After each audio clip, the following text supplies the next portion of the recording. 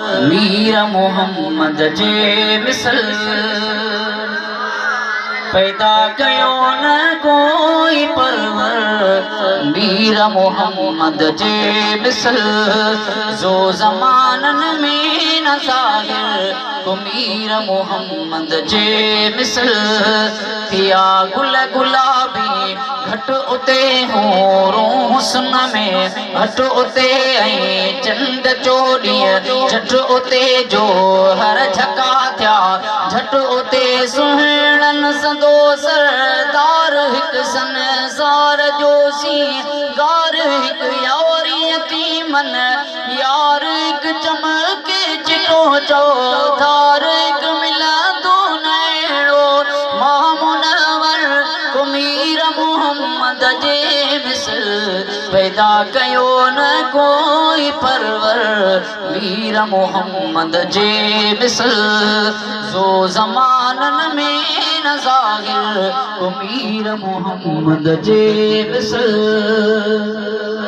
गुफ्ताओं नय जा गुल चणिया हूरुन संदा जण गुल चणिया मोतिन संदा जण गुल चणिया कीमत बणजी कुल चणिया चढ़ी इस जबीनो खुशबू गुल मिली इस मदीनो खुशबू गुल थी व्यो ज़मीनो खुशबू गुल पूरो पसीनो खुशबू गुल तो ही बुधाए को आए अनवर। मीर मोहम्मद जे मिसल पैदा कयो न कोई परवर। मीर मोहम्मद जे मिसल जो ज़मानन में न ज़ाहिर को मीर मोहम्मद जे मिसल।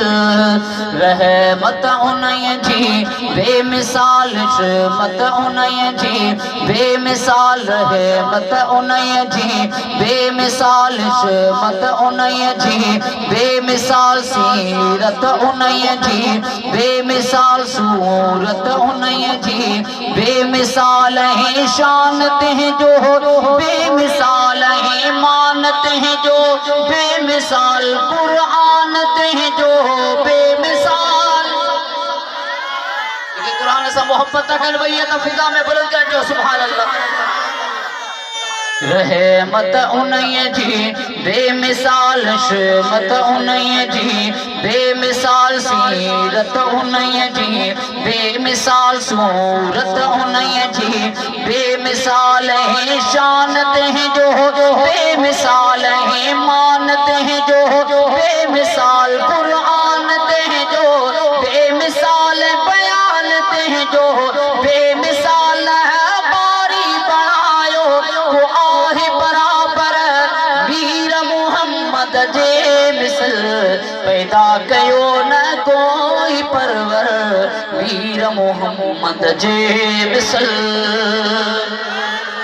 हूरुन हूरत में इहे परियून पूरत में इहे हूरुन हूरत में इहे परियून पूरत में इहे न सिज सूरत में इहे न मोर मूरत में इहे छा गाल यूसुफ गाई जे छा गाल यूसुफ गाई जे कीअं बैत अहिड़ो हाय जे जे वस्फ वर वर जाय जे भले ज़ोर केॾो बि लाई जे सघंदो लिखी न शेर शाइर को।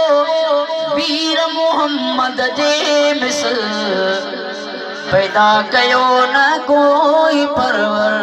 मीर मोहम्मद जे मिसल जो ज़मानन में न ज़ाहिर को मीर मोहम्मद जे मिसल।